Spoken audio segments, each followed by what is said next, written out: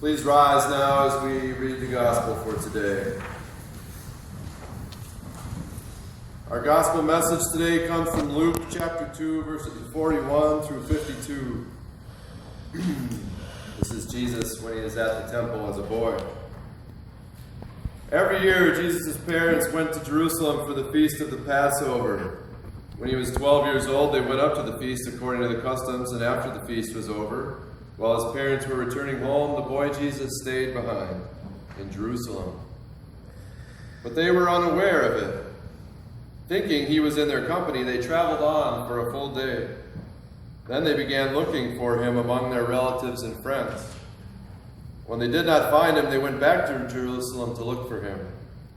After 3 days, they found him in the temple court, sitting among the teachers, listening to them and asking them questions. Everyone who heard him was amazed at his understanding and his answers.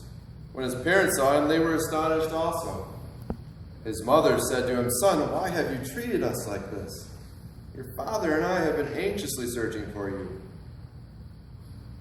"Why were you searching for me?" Jesus asked. "Didn't you know I had to be in my Father's house?" But they did not understand what he was saying to them. Then he went down to Nazareth with them and was obedient to them. But his mother treasured up all these things in her heart.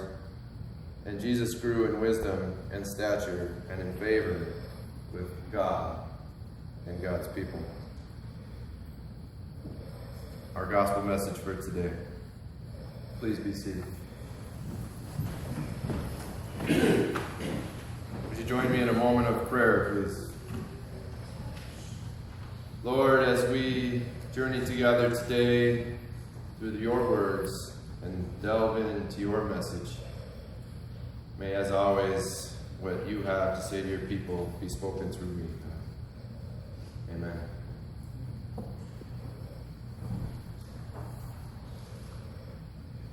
Can everyone hear me? Probably can hear me better than you could hear me over there. So I'm on a journey, and I got to admit something. Normally, because I've been trained thoroughly in the arts of preparing a homily at St. John's and in preparing a message at United, whatever you want to call it. I normally explain things theologically, delve into the Greek as to what it might say, and, of course, have it all written down and talk from the pulpit. But today, I want to change things up. Today, I wanted to share with you and be with you. God has blessed me with a nostalgic heart. I guess it sometimes occurs too, because then I truly don't want to leave certain situations or certain things. For instance, there's a cabin that we go to up north in Wisconsin every year. Very small cabin. It actually started out as a chicken coop that they brought up one year and have slowly added insulation and walls and additions, and it's right on a river, and it's beautiful. And if you've ever seen the movie A River Runs Through It, it's very picturesque like that. If you go out in the morning or you go out in the evening, depending on where the sun is rising or setting on the river, you can get those views. But the nostalgic part for me is the time I get to spend with my friends up there.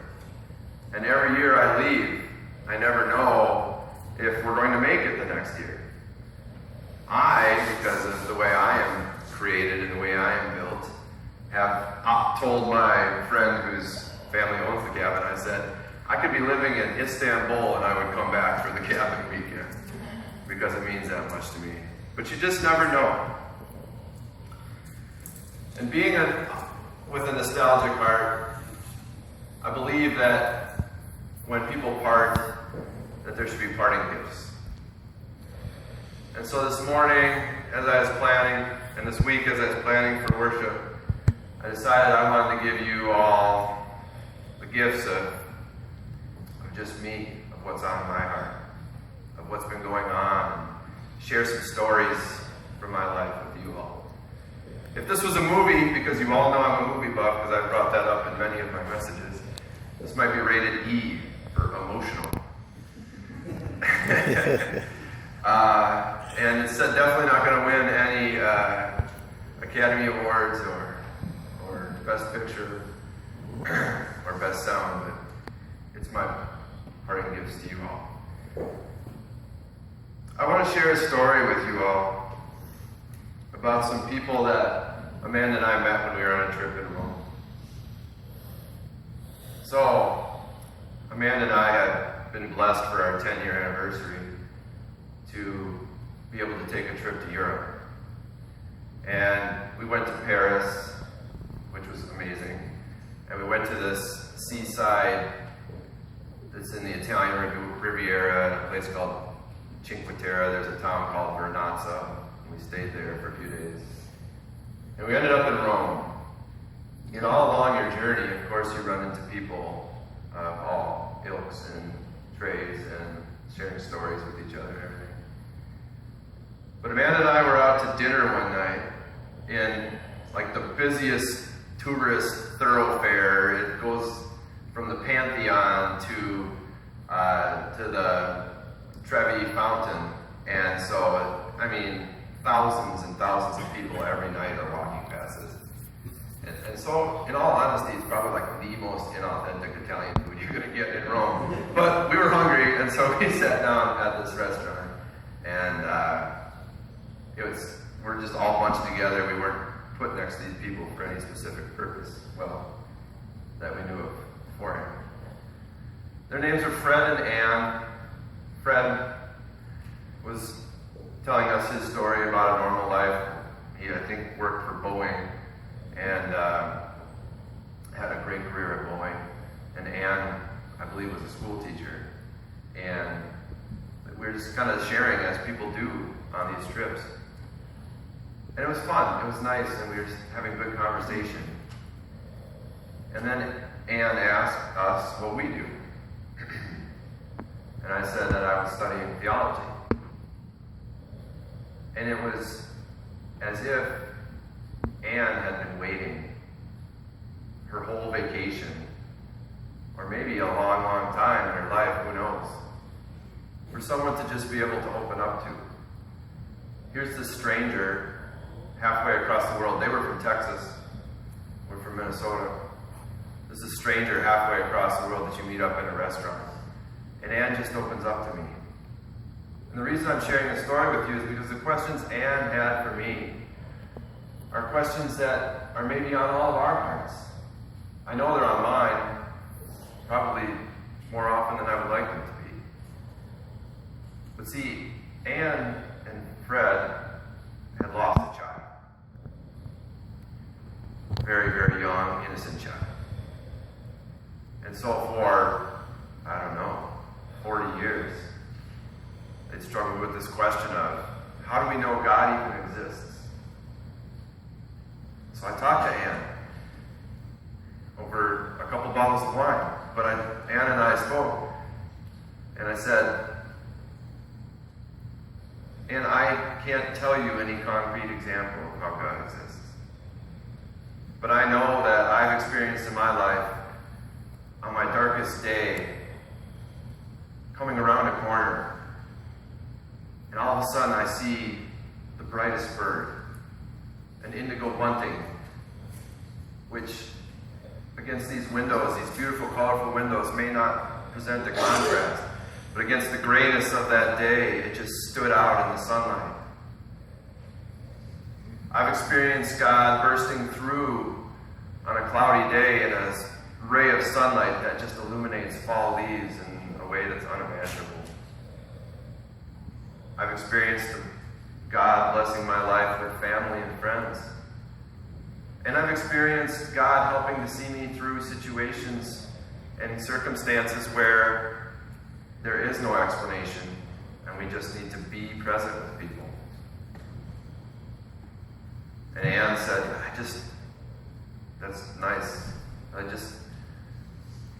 Why do bad things happen to good people then? And if you want like the $1 million theology question that you could ask anybody and there's going to be a million different answers. That's the one.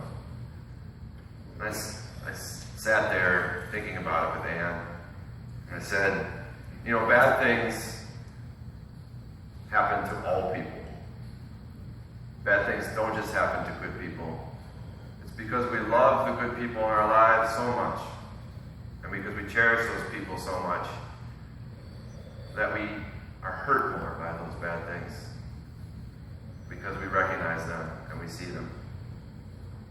And it also said there's a mysteriousness about God's plans. There's a mysteriousness about the way this world works. There's a mysteriousness about having free will in our lives that we just can't understand, that we just don't know. I don't know why innocent children, why innocent people, why innocent adults or animals are harmed. I can't tell you, Anne. I can't tell us. I can't tell myself. But I have to trust and have faith. And I said to Anne, it's because bad things happen to good people. It's because bad things happen to all people. It's because of the loss of innocent lives that strengthens my faith. And it may sound odd, but it strengthens a faith in that there has to be a better place than this.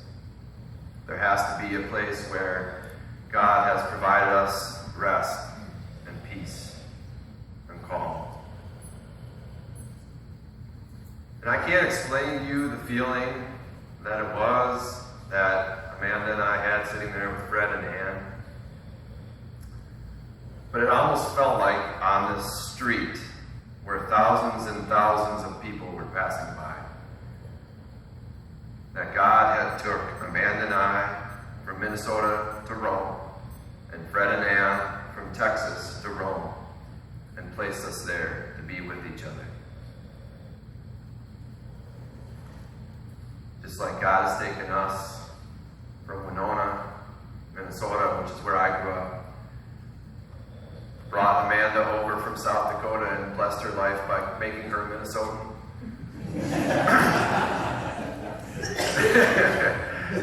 And brought us up to St. Cloud on our journey. And eventually bring us here and now on the next step. Another gift that I hope that you've experienced with us here is a gift of presence along the journey. This is what the message was today in Luke's Gospel. And the message also came from Paul in 2 Corinthians. Is that there's a presence to be had, whether it's in God's presence, whether it's in the presence of other people. And I have a confession to make about things that are temporal, things that have to do with time. I cannot stand time. I know it sounds weird because we're all privy to it and we have to work through it. But there's a great argument about time that there is no present, because as soon as you experience that second there, it's gone. Okay, now this is that's the past, because every moment is slowly moving forward.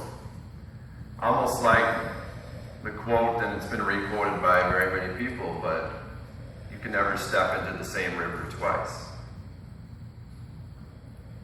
And on my journey, I've found that I've stepped into many rivers. And some of them are shallow, and some of them are deep.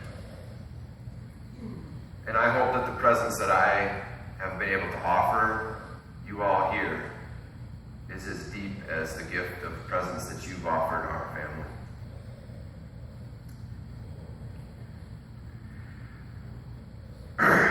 My mom said a wise thing to me once. Many times, I should give her more credit.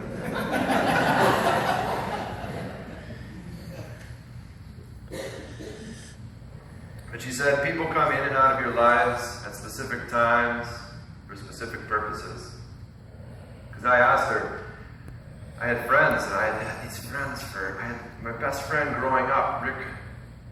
We used to love playing cops and robbers and Legos and all that sort of stuff. But when we got into high school, I was more into sports and he was more into, I don't know what they call it now, but they called it CBing back then. And they would talk on like ham radios to each other.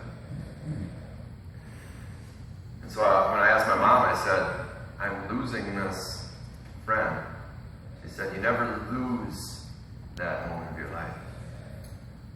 But people come in and out of your lives at specific times for specific reasons. God brings people in and out of your lives at specific times for specific reasons. And it reminded me of a story that I'm not sure if I shared with you. If I shared this story with you already, I apologize. But as a person who loves stories, it would be worth sharing it again. This young man is standing in the center of this town, and he's got this heart. He's displaying his heart.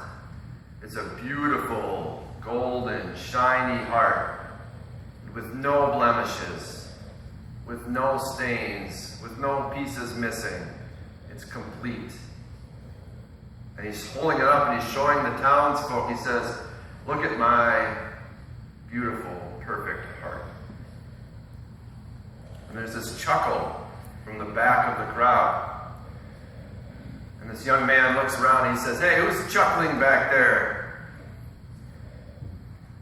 And this old man comes up and he says, I'm the one chuckling. He says, your heart is not a perfect heart. And the young man holds up and says, what do you mean it's not perfect? It's gold, it's complete, it's shiny, it's beautiful. And the old man holds up his heart, and it's missing pieces. It's a little tarnished. It's got a luster to it. Aged, we might call it. It's got some pieces that fit perfectly, but then it's got others that don't exactly fit perfectly. And the old man says, I have a perfect heart. And the young man just laughs at him, and the whole crowd is chuckling at him. The young man says to him, old man, why, how is that a perfect heart? And the man says, every piece that you see missing from my heart is a chunk that I've taken out to give to somebody else. Every piece that you see in my heart that doesn't fit perfectly is a piece that someone gave me, but it just wasn't the right time or the place, but I accepted it anyways. And every piece that you see that does fit perfectly is a piece that someone gave to me that I have cherished forever. And the young man is just, he's broken. This beautiful, shiny gold heart now seems tarnished and imperfect. And the old man takes a chunk out of his heart and he gives it to the young man. And it doesn't fit perfectly, but it fits somewhere. And the old man says to him, now, you have a perfect heart.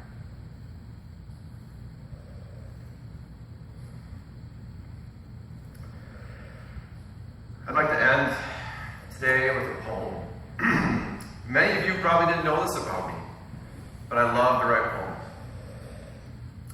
Most of the time when I'm out in nature, some of the times when I'm just sitting at home and God all of a sudden sends something to me.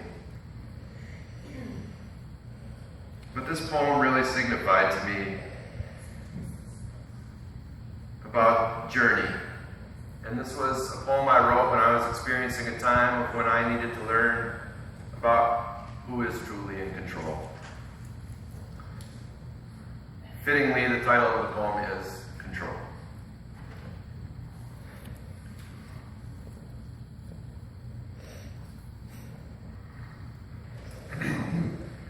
Letting go, holding on, hands of shame, hearts of flame, imaginary wisdom, illusionary power. I can do this, countered by falling down. Is there freedom? Is there strength? What choice do I have? What is it I make? I choose to love. I choose to live. I choose to be all that I was never given. I choose to laugh, I choose to cry, an everyday struggle, but I choose to try. I can do it, I will succeed. By your power, God, and your grace, I am set free. Nothing more, nothing less. Who I am is not second best. If I stumble, if I fall, if that rock bottom becomes a giant wall, if the whole world turns away, if words like toil and trouble become my everyday, I choose to love, I choose to laugh, I choose the mystery over that which I now have. I choose to wait, I choose the faith, I choose you, Jesus and God, and your way. I can do it, I will succeed. By your power and your grace, I am set free. So Jesus, I pray,